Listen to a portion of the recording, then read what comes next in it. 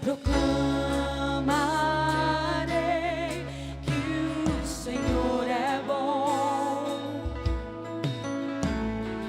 Bendirei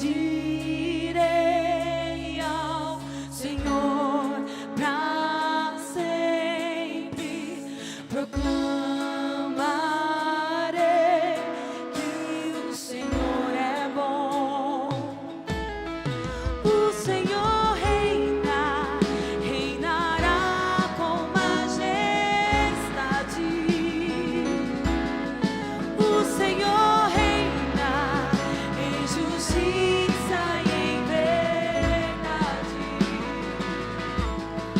O Senhor reina, reinará com majestade.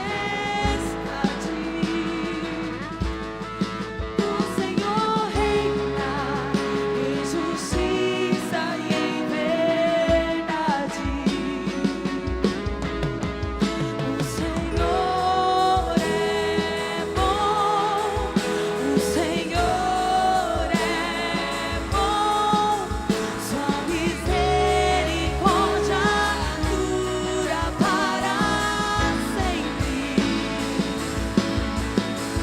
O Senhor é bom, o Senhor é bom, sua misericórdia dura para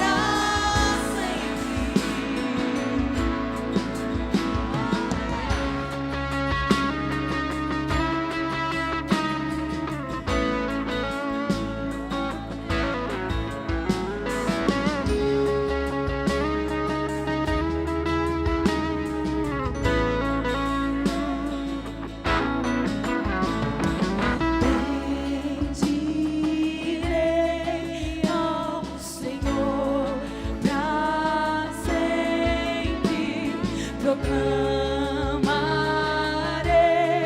que o Senhor é bom. Bendirei ao Senhor pra sempre, proclamarei que o Senhor é bom. O Senhor reina, reinará com majestade.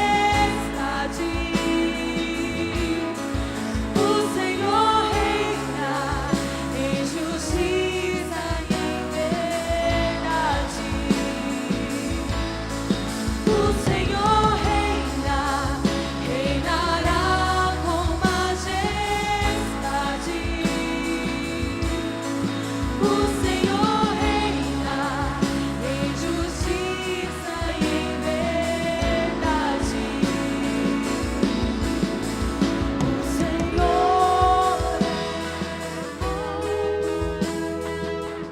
Meu irmão, o tema da ministração nessa noite é obras inacabadas. Quem tem o meu número no WhatsApp aí, eu mandei essa noite para alguns, convidando, né, para que a gente vai estar falando sobre isso.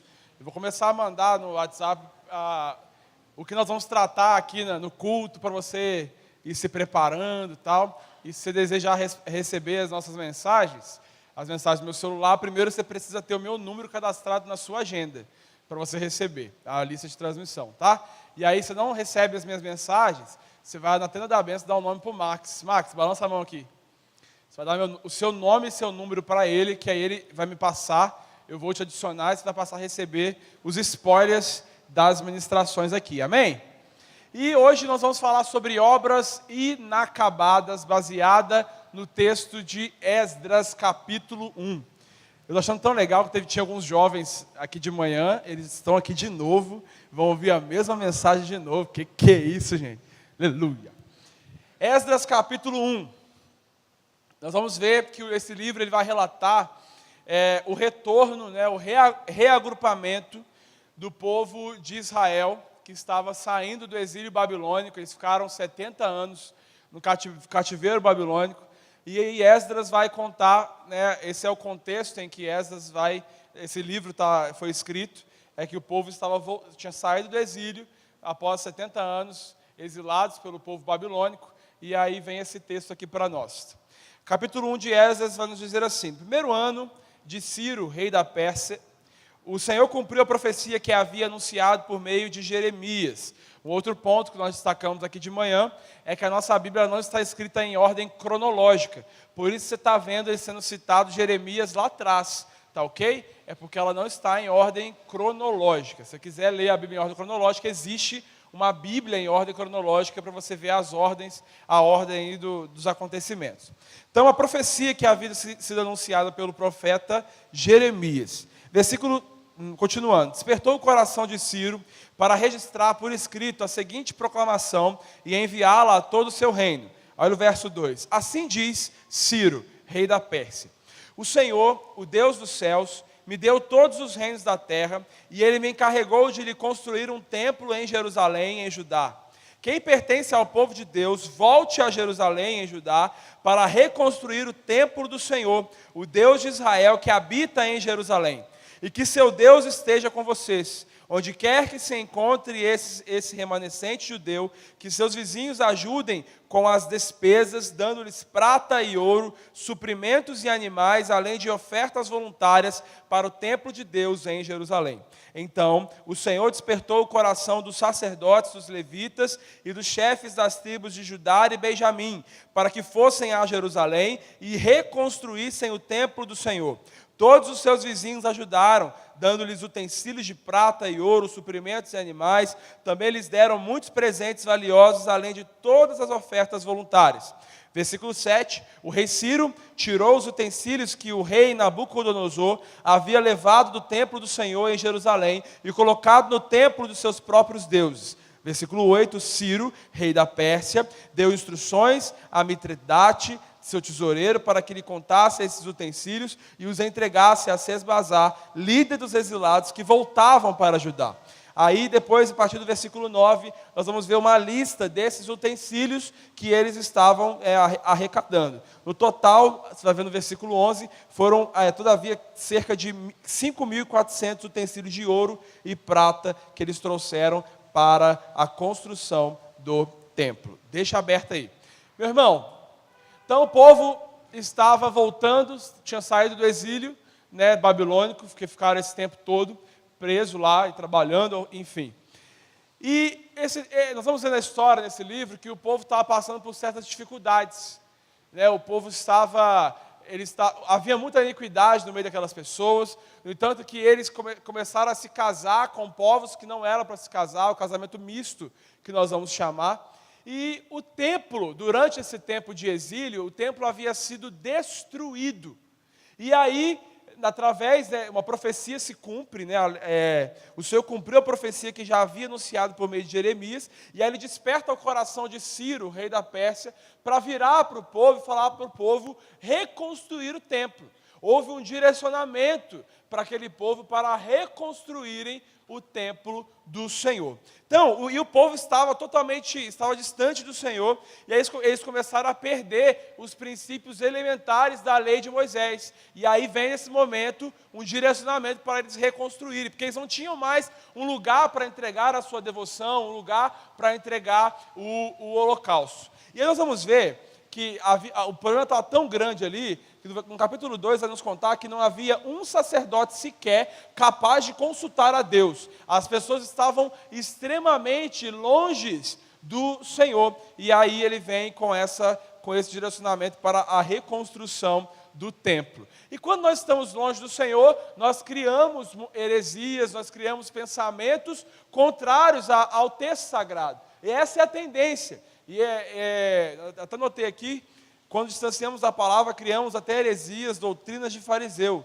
E aí o povo começou a fazer o casamento misto, começaram a criar doutrinas baseadas em nada. E outro ponto também, nós temos, quando nós nos afastamos da palavra, quando nós nos afastamos da lei do Senhor, que era o cenário do povo de Israel, nós também temos a tendência de demonizar tudo. Tudo é demônio. Já viu aquele crente que fala tudo é demônio? Ele não tem condições de virar e falar, não, o problema sou eu. É muito mais fácil eu atribuir o problema a Satanás. Satanás me usou, Satanás me tentou. Não. Tentou naquilo que você é fraco. Então a fraqueza é sua. E ele vai te tentar o tempo todo. Ele vai te tentar o tempo todo. Então, é muito mais fácil colocar a culpa de Satanás do que olhar para mim.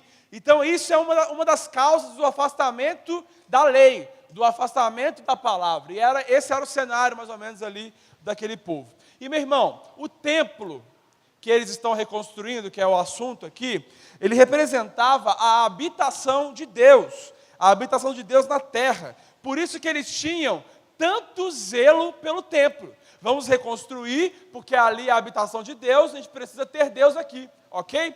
Aí, meu irmão, em toda a guerra que acontecia, o templo sempre era bombardeado. O templo sempre era alvo dos inimigos. É por isso que Satanás tenta acabar com você. É por isso que Satanás tenta acabar comigo. Sabe por quê? Porque você é templo. Você é o templo agora. Então, em toda guerra, o templo era afetado, era o alvo dos inimigos. E é por isso que você virou o alvo hoje. Você e eu viramos o alvo de Satanás. Por quê? Porque agora nós somos o templo do Senhor. Então, Satanás sempre vai tentar nos destruir. Você está aqui comigo? Amém. E aí, meu irmão, houve um direcionamento para a reconstrução do templo, e nós vamos trabalhar sobre essa reconstrução, obras inacabadas dentro de cada um de nós. Mas é muito interessante que esse texto, nós vamos ver lá em Hebreus capítulo 8, versículo 5, é uma cópia e sombra. Por isso, eles vão dizer o seguinte: tudo isso que está acontecendo, reconstrua esse templo, mas reconstrua esse templo direito. Olha que capítulo 8 vai nos contar de Hebreus, não precisa abrir não. Ele vai dizer assim, ó: o serviço sacerdotal que eles realizam é apenas uma representação, uma sombra das coisas celestiais. Pois quando Moisés se preparava para construir o tabernáculo, Deus o advertiu. Olha o que Deus advertiu a Moisés: cuide para que tudo seja feito de acordo com o modelo que eu lhe mostrei aqui no monte. Então essa reconstrução do templo, ela não poderia ser de qualquer maneira. Não poderia ser de qualquer jeito. Ele faz uma alusão aqui em Hebreus, falando de Moisés, nas instruções que Deus deu a Moisés no monte, e aí aqui em Esdras vem depois do exílio, mandando o direcionamento para o povo reconstruir, para fazer essas obras, fazer a construção novamente do lugar de habitação, e também a minha reconstrução, a reconstrução da sua vida, a reconstrução do seu coração, também não pode ser de qualquer maneira. As obras que irão acontecer dentro da minha vida e da sua, tem que ser da maneira que Deus nos orientar. Tem que ser da maneira de Deus, do jeito de Deus.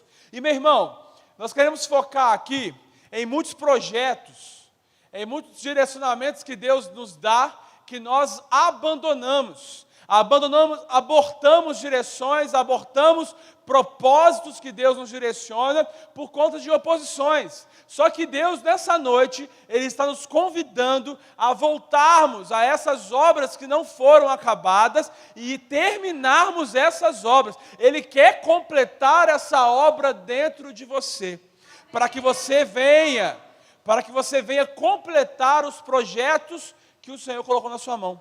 Quantos de nós, gente, é muita mania nossa, começar algo e não terminar? E em todas as áreas da vida, começamos um curso, aí vem uma oposição, um desânimo, a gente vai e desanima, e não quer mais fazer, abandona, e nem dá a oportunidade de esperar para que melhore. Nós temos, a primeira reação é abandonar quando nós desanimamos, abandonar o barco, abandonar o propósito. Quantos de vocês que estão aqui, Deus já te deu um direcionamento ministerial, ou um direcionamento de carreira, e você abandonou a direção de Deus, deixou por meio do caminho, por medo, por insegurança, e por não confiar naquele que fez a promessa para você? Quantos de nós temos obras inacabadas nas nossas vidas? Quantos de nós? E nós vamos ver nesse texto, à luz desse texto, os desafios e como fazermos para a reconstrução e terminarmos essas obras inacabadas. Então, meu irmão, o diabo vai tentar sempre te destruir. Ele vai tentar sempre destruir o templo, porque você é o templo. Amém, meu irmão? Então, se você é casa, Ele vai te bombardear mesmo para acabar com a sua vida, porque Ele quer realmente bombardear a casa de Deus. Então, capítulo 1 nós vimos que há o direcionamento, né, do rei da Pérsia para a reconstrução. Esse capítulo 2 vai nos contar, né, que a lista dos exilados que voltaram, né, que regressaram do cativeiro, no capítulo 2. Aí o capítulo 3 vai nos contar a reconstrução do altar. Então começa o projeto. O povo não tinha lugar para entregar sacrifício.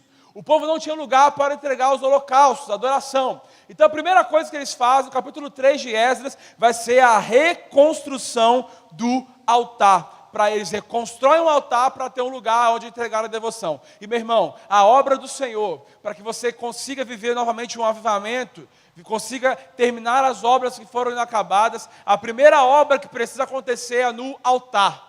Quando nós falamos de obra no altar, não falo disso daqui. Lembra que nós falamos aqui hoje? Isso aqui não é altar. Você agora é o templo e o altar é o seu coração. Então não se preocupe, não fique preocupado se você parece crente ou não, se você externamente está legal ou não, porque a primeira obra que vai acontecer é de dentro para fora e não de fora para dentro.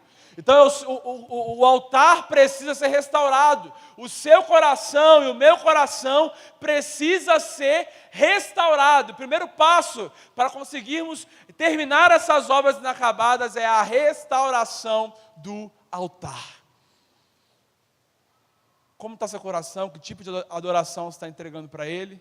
Que tipo de devoção você está entregando para Ele? O que você fez com o propósito que Ele te deu? O que você fez com o direcionamento que Ele te deu? O que você fez com as instruções que Ele te deu? Como que está seu coração nessa noite, casa? Como que está seu coração, o altar templo do Espírito Santo? Esse altar está sujo? Esse altar está vazio? O que está aí dentro desse altar? E aí o povo vai e faz a reconstrução do altar para entregarem os sacrifícios. Então todo templo tem um altar, e para que este templo seja reconstruído, o primeiro passo para essa construção é no altar. Aí no capítulo 3 vai começar contando a reconstrução do altar, e aí eles começam, né, o povo, a partir do versículo 7 na sua Bíblia, nós vamos ver que o povo começa a reconstruir o templo. No ano 539, o povo é desafiado a construir, isso tudo diante do reinado do rei Ciro. E aí, meu irmão, o povo constrói o altar, começa a construção do templo. E aí, nesse exato momento, nasce 2 salmos. O Salmo 126 e o Salmo 85 acontece nesse período. Olha que lindo. Salmo 85 vai nos contar assim: Senhor, abençoaste a tua terra, restauraste a condição de Israel, perdoaste a culpa do teu povo, cobristes todos os seus pecados. E olha o que ele vai dizer no versículo 8: ouço com atenção o que Deus, o Senhor, diz, pois ele fala de paz ao seu povo fiel, que não voltem, porém, aos seus caminhos insensatos. Aí vai começar a nascer cânticos durante essa obra, durante essa construção. E olha o capítulo 126 de Salmo, meu irmão, olha que coisa linda. Quando o Senhor trouxe os exilados de volta a Sião, foi como um sonho. Olha que lindo. A nossa boca se encheu de riso e cantamos de alegria. As outras nações disseram: o Senhor fez coisas grandiosas por eles. Sim, o Senhor fez coisas grandiosas por nós. Que alegria! Restaura, Senhor, a nossa situação. Aí vai dizer no versículo 5: os que semeiam com lágrimas colherão com gritos de alegria. Choram enquanto lançam as sementes, mas cantam quando voltam com a colheita. Aleluia! Aí, olha, pensa comigo. Olha os cânticos que nascem no meio de um povo que está no centro da vontade de Deus. Olha os cânticos que nascem da boca de um povo que está cumprindo o propósito de Deus. Houve um direcionamento, houve uma direção, reconstrói um altar, passa para a construção do templo, e aí o povo está lá, o povo acabou de sair do exílio babilônico, aí vai dizer: e a nossa boca se encheu de alegria, e a nossa língua de júbilo, e a nossa colheita ela vai ser grande, ela vai ser abundante. Os que semeiam com lágrimas, eles vão cantar de alegria, grandes coisas fez o Senhor por nós, por isso estamos alegres.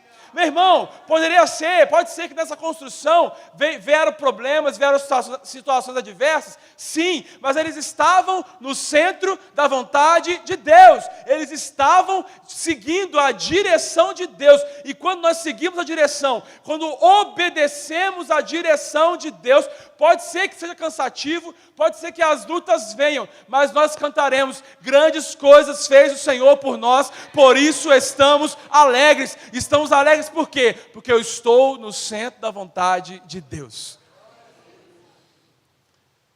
Uau! Versículo, aí no ano 539, o povo é desafiado a construir. Aí no ano 535 começa a reforma.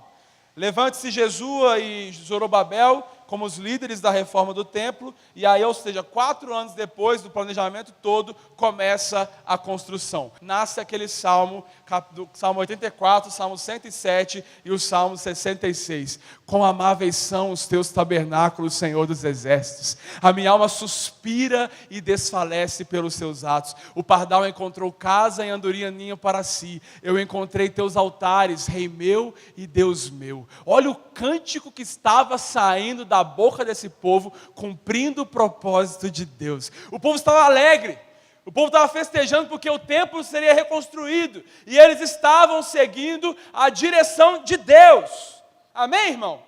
E quando nós seguimos a direção, quando nós estamos no centro da vontade de Deus, vem alegria, uma alegria que ninguém entende, vem uma paz que ninguém entende, e nós amamos a presença do Senhor. Nós nos alegramos. Viu aquele crente que às vezes tá feio o negócio para ele? Aí você olha para ele e está rindo. É louco. Esse cara é louco. É alegria. Grandes coisas fez o Senhor por nós, por isso estamos alegres. Nós não nos movemos pelas circunstâncias, nós nos movemos por quem Ele é, e Ele está conosco. Eu estou no centro da vontade dEle, eu faço aquilo que Ele manda eu fazer, por isso eu estou alegre. Meu irmão, só doido age assim. E aí beleza, estão lá celebrando, estão lá participando da construção, reconstrução do templo, quão amáveis são os teus tabernáculos, adorando ao Senhor, pela presença do Senhor, que vão ter um lugar para adorar ao Senhor.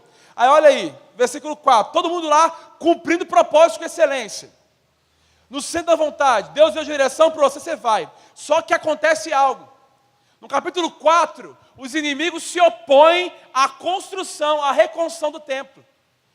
Capítulo 4 vai nos contar que os inimigos de Judá, eles se opuseram à construção como?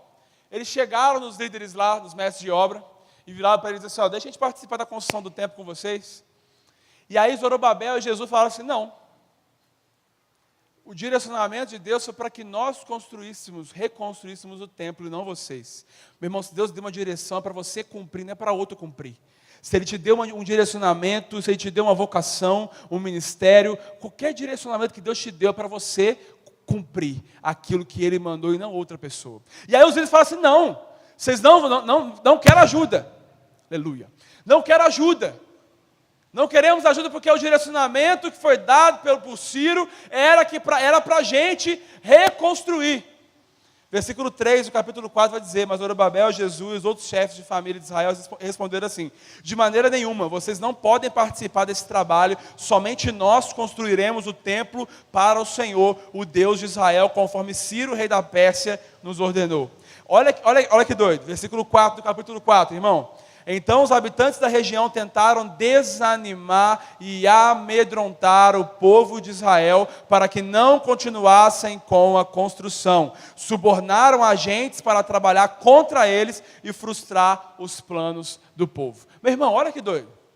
Você está no centro da vontade de Deus, Deus te deu uma direção, você está cumprindo aquilo que Deus te deu, você está cantando, a nossa boca se encheu de alegria, uma música antiga, linda. Quão amáveis são os teus tabernáculos. Do nada vem pessoas para te desanimar do propósito. Meu irmão, entenda uma coisa: o propósito é seu. Quem tem que entender é você e Deus. O seu irmão às vezes não vai entender o propósito e o direcionamento que Deus deu para você. E aí você não pode ouvir vozes externas. Se Deus te deu uma direção, se Deus falou, vá lá e faz. Não pergunta opinião para o que o outro acha, o que o outro não acha. Igual aqueles casais, lá em BH tinha muito isso, alguns casais iam sentados na minha frente, no meu gabinete pastoral lá, maior cara lavada. Aí virava e falava assim: ô pastor, Nós oramos, ficamos orando 3 meses, e nós vamos começar a namorar. O Senhor, confirmou, e queria saber o que o senhor acha. Você não acha nada. Deus não falou para você que é? Aí passa 6 meses, termina. Aí é o Deus que Deus tinha falado que era para namorar. Que Deus é esse que falou para namorar, não era para dar certo o relacionamento? Aí não, aí vem aquele povo assim, meu irmão, é muito sério esse negócio de Deus falar. E tem uma coisa que você quer namorar aí, ó. Deus não vai escolher ninguém para você não. Relacionamento é sua escolha. O que Ele vai fazer é abençoar uma decisão sua. Ok? Então pensa nisso. Sabe por quê? Uma vez na Bíblia, um homem falou assim, ó, que a mulher que tu me destes me fez fazer o que eu fiz. Para ninguém botar a culpa em Deus, se você casou mal, foi uma escolha sua. A hora para Deus mudar o seu cônjuge. Tá ok? Porque é para o resto da vida. E outra coisa, meu irmão, não bota a culpa em Deus se não deu certo não, porque foi escolha sua. Mas, meu irmão, quando Deus dá um direcionamento, não falha. Quando Deus dá uma direção, quando Deus manda te fazer algo, pode acontecer o que for, mas não acaba. A palavra de Deus ela não volta vazia. Tudo que Ele fala, acontece. Tudo que Ele abençoa, abençoado está de fato. Porque Ele não brinca em serviço. Amém, irmão? Amém. Então, eles tinham o direcionamento de Deus. Vêm outras pessoas para desanimar. Quantos de nós já desanimamos ou abrimos mão de projeto? Eu não estou falando de só projeto ministerial não, irmão. Estou falando de carreira, vida. Quantos de nós desanimamos? Nós oramos por algum projeto. Deus nos deu a paz, Deus nos deu o entendimento que era para acontecer. E aí vieram vozes externas, pessoas usadas pelo cão para desanimar, e você vai lá e desanima. Meu irmão, a maior arma que Satanás vai usar contra você é o desânimo.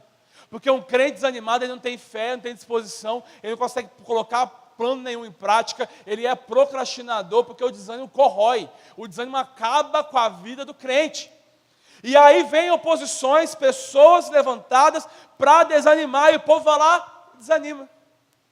O povo vai lá e desanima. E dentro da direção, dentro do centro da vontade de Deus. Meu irmão, você está aqui comigo? Você está conseguindo perceber que isso aí acontece comigo, com você?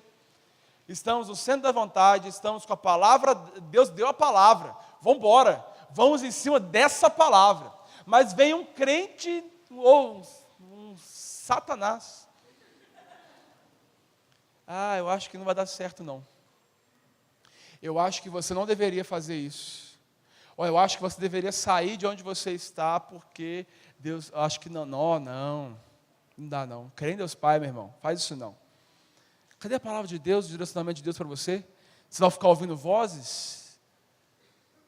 Você não é esquizofrênico para ouvir vozes, não. Você tem que ouvir uma voz só. O Espírito Santo mora dentro de você, irmão. E se Ele te deu um direcionamento, é para você ir lá e fazer. Independente do que vão achar, independente do que as pessoas vão dar de conselho, cara. Se Ele deu a palavra, vá lá e faz, porque vai acontecer. Você crê nisso? Amém. Até babei. Aí os cristãos começam a sofrer oposição, desânimo. Eles começam a desanimar por causa dos outros. Quantos de nós já desanimamos por causa de pessoas? Sempre são pessoas. Aí o capítulo 4 ainda, versículo 17 em diante, as obras sofrem acusações. Que tipo de acusação? Eles falam assim, esse povo está construindo o templo aí, eles não vão pagar impostos. Aí começaram o complô contra o povo de Israel, oposição contra o povo na reconstrução. E aí o povo vai lá e para. Meu irmão, eu queria que você pensasse onde você está, o que você parou, o que você abandonou no meio do caminho, que Deus mandou você fazer, mas Deus não mandou você parar. Começa a pensar aí. O que Deus já te direcionou e falou assim, não é para você fazer isso, vá lá e faça. Eu estou te dando direção, vá lá e faça e cumpre. O que você abandonou, o que você parou que Deus não mandou você parar? Ou então talvez Deus não te mandou sair de algum lugar e você saiu por teimosia. Deus não te mandou sair, você vai lá, não, eu vou sair. Eu vou fazer. Quantos de nós saímos do centro da vontade de Deus ou abandonamos o propósito por conta de oposições. E aí eles pararam a obra por 7 anos. Meu irmão, eles pararam a construção por conta de oposição, por conta de pessoas, durante 7 anos eles estavam longe do propósito. Meu irmão, eu quero que você entenda uma coisa. Deus te deu um direcionamento, meu irmão. Independente das circunstâncias, vai se cumprir. Se Ele te deu uma promessa, ela vai se cumprir. Se Deus te deu uma vocação, te deu um direcionamento e falou, vai lá, faz isso, ou vai para aquele lugar, meu irmão, você tem que ir sem medo. E aí o povo, por conta de problemas, abandonaram.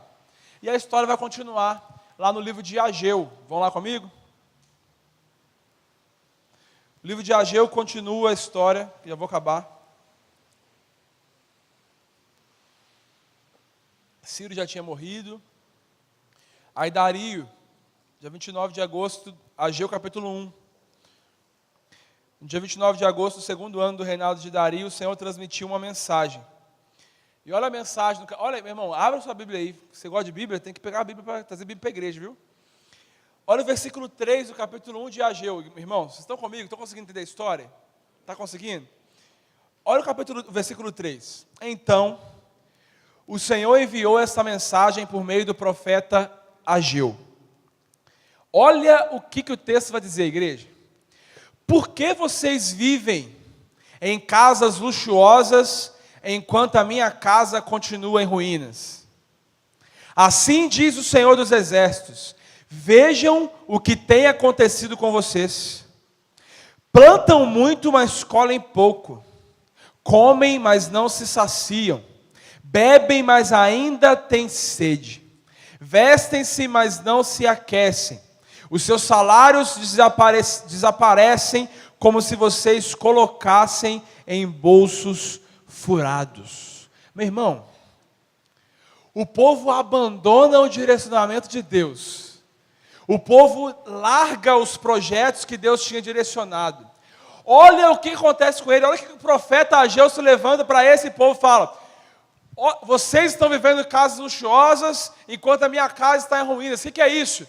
Quando eu abandono o projeto de Deus, quando eu saio do centro da vontade de Deus, eu passo a olhar para os meus projetos, eu passo a olhar para a minha vida, eu passo a olhar para o meu umbigo e esqueço daquilo que Deus me direciona. E aí o texto vai dizer: por que vocês estão morando em casas luxuosas, enquanto a minha casa está em ruínas?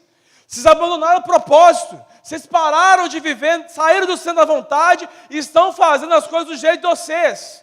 E aí ele diz mais, olha, isso explica muito por que acontecem as coisas comigo e com você, irmão. Ele diz assim, ó: vejam o que tem acontecido com vocês. Vocês plantam muito, mas colhem pouco. Vocês estão trabalhando demais, mas não estão colhendo aquilo que era para colher. Por quê? Vocês estão fora do propósito. Vocês estão fora do centro da minha vontade. Olha, ele continua dizendo assim, ó: comem, mas não se saciam. Bebem, mas ainda têm sede. Vocês estão se vestindo, mas não se aquecem. E o seu salário que você recebe no final do mês, você coloca dentro do bolso como se fosse um bolso furado. Some. Nada anda. Os seus projetos pessoais aparentemente são lindos, mas nada está andando porque vocês abandonaram o propósito, vocês abandonaram a direção, vocês esqueceram da palavra que eu dei para vocês. Isso, você está vendo quão sério é isso? Quando nós não estamos no centro da vontade de Deus, acontece isso. Aí o versículo 7 vai dizer: assim diz o Senhor dos Exércitos: vejam o que tem acontecido com vocês. Agora subam as colinas, tragam madeira e reconstruam a minha casa. Olha que lindo. Então me alegrarei nela e serei honrado, diz o Senhor. Vocês esperavam colheitas fartas, mas elas foram escassas. E quando trouxeram esse pouco para casa, eu fiz desaparecer como um sopro. Por quê? Porque a minha casa continua em ruínas, diz o Senhor dos Exércitos, enquanto vocês estão ocupados construindo as suas casas. Mais um profeta é levantado para alertar o povo. Está vendo por que está acontecendo com vocês? Porque vocês abandonaram a direção lá atrás. Olha o que está acontecendo com vocês hoje, mas olha para a palavra que Ele deu, meu irmão, a palavra Ele deu para você, lembra que nós falamos aqui? Então é você que tem que cumprir, é você que tem que fazer, mesmo com o seu jeito, com todas as suas imperfeições. Ruth não tem conhecimento, eu não sei como que eu vou cumprir o propósito de Deus, eu sou pequeno, há muita gente melhor do que eu, não interessa, Ele escolheu você, e é você que tem que fazer. Vamos parar de dar desculpa. Até quando nós vamos dar as nossas desculpas para não vivermos o propósito? Meu irmão, você nunca vai estar pronto. Você acha que eu estou pronto para estar aqui? Não. Mas a palavra vai dizer que nós somos aperfeiçoados de glória em glória, nós somos transformados de glória em glória e não podemos abortar a missão, não podemos começar projetos, abandoná-los no meio do caminho, achando que porque eu não sou bom o suficiente. Meu irmão, você nunca vai ser bom o suficiente. Eu nunca vou ser bom o suficiente. Sabe por quê? Porque seja projeto ministerial, seja projeto pessoal, não interessa, só vai dar certo se nós estivermos no centro da vontade de Deus, porque não tem nada a ver com você e comigo, não tem nada a ver com as nossas aptidões, só vai dar certo, só vai prosperar se nós estivermos no centro da vontade de Deus. Não adianta. Viu, o povo estava vivendo em casa luxuosa, o povo tinha dinheiro, mas não rendia. Sabe por que as coisas acontecem por causa disso? Porque nós não estamos no centro da vontade de Deus. Aí no mesmo capítulo 1, no versículo 12, o povo começa a obedecer. O povo obedece. E começa a reconstrução. E quando o povo começa a obedecer ao chamado de Deus, no versículo 13, o Senhor vai dizer assim: eu estou com vocês, diz o Senhor. Se você decidiu obedecer, abrir mão das suas limitações, abrir mão dos seus conceitos, abrir mão da sua vontade, o texto vai dizer, se você escolher obedecer, o texto vai nos contar que o Senhor falou para esse povo: eu estou com vocês. Eu estou com vocês no propósito, eu estou com vocês na direção, eu estou com vocês porque vocês estão no centro da minha vontade, e no centro da minha vontade não tem como dar errado. Aleluia. E aí vem outro ponto, capítulo 2 de Ageu. Ele vai falar sobre o esplendor menor desse novo templo. Às vezes você pode olhar e falar assim: Deus deu um direcionamento há tantos anos atrás, e se eu tivesse feito, seria algo top. Eu estava mais novo, eu estava cheio de ideias, eu não tinha sofrido o que eu sofri. Aí você pode achar: agora cumpri o propósito de Deus agora, depois de ter abortado. Terminar essa obra inacabada agora, não. Eu acho que não vai ficar bom. Eu acho que não vai ser tão rico, eu acho que não vai ser tão esplendoroso como se eu tivesse cumprido lá atrás. O tempo passou. Não dá não. E aí, olha o versículo 3 do capítulo 2 de Ageu aí, irmão. O texto vai nos contar assim, olha que lindo. Algum de vocês se lembra deste templo em sua antiga glória? Como ele lhes parece agora, em comparação com o templo anterior? Deve parecer insignificante. Mas assim diz o Senhor: seja forte, Zorobabel, que era o líder. Seja forte, sumo sacerdote Josué, filho de Jeozadak.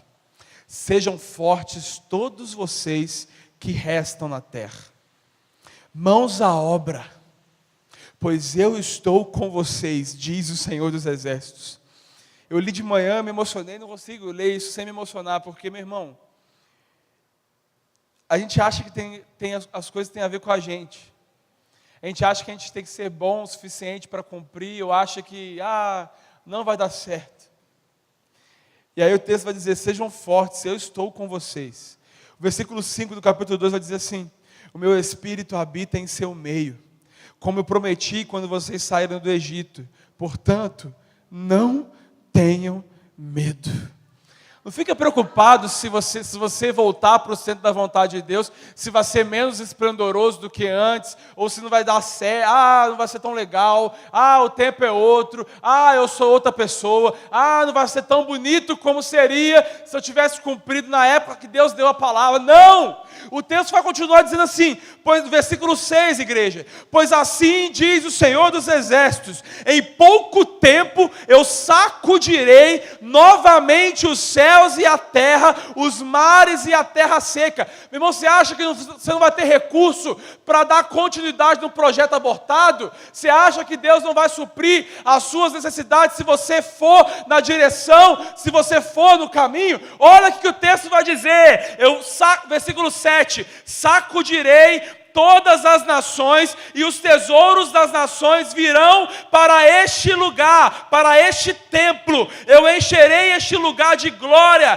diz o Senhor. A prata e o ouro me pertencem, diz o Senhor dos Exércitos. Não interessa, você acha que não vai ter recurso? Você acha que não vai dar para acontecer? Você acha que não vai dar para acabar com esse projeto? Ele está dizendo, eu vou sacudir toda a terra, e os recursos de todas as nações virão para esse lugar, virão para esse templo, para o cumprimento do propósito. Para o cumprimento do propósito.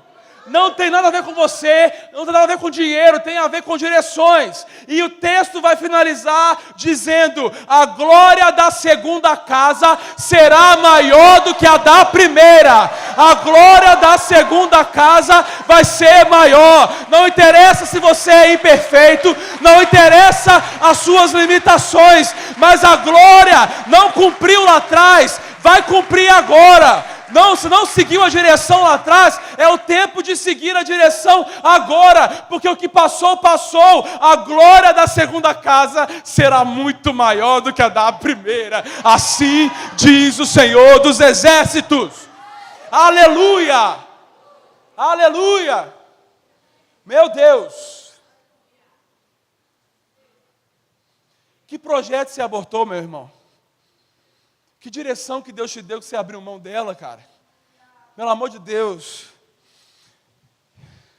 Você acha que você não é capaz de cumprir? Você não é mesmo não. Você não é mesmo não.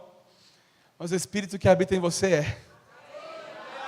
O Espírito que habita em você, ele te capacita a cumprir o chamado, a cumprir o propósito e a terminar todas as obras inacabadas na sua história. É tempo de terminar as obras na sua história. É momento de terminar as obras aí dentro do seu coração. Eu estou falando em todas as áreas da sua vida e você sabe que obras que você precisa terminar. Você sabe que projetos que você precisa terminar. Você sabe que direções que você precisa seguir. Porque você já tem a palavra, Ele já te deu a palavra. Agora é só entender que Ele vai sacudir a terra. Ele vai mandar os tesouros das nações para esse templo. E não interessa se esse templo não vai ser mais esplendoroso aos nossos olhos. Mas o texto vai dizer que a glória será muito maior. A glória será muito maior. Você pode ter passado muito tempo, você está velho, você está cansado, você está desanimado, já sofreu tanta coisa na sua vida. Não interessa o jeito que você está, não interessa se você está motivado, se não está, Ele vai te motivar e Ele te diz que a glória será muito maior. Vamos construir? Vamos construir? Vamos terminar as obras inacabadas? Vamos voltar para o centro da vontade? Fica de pé no seu lugar.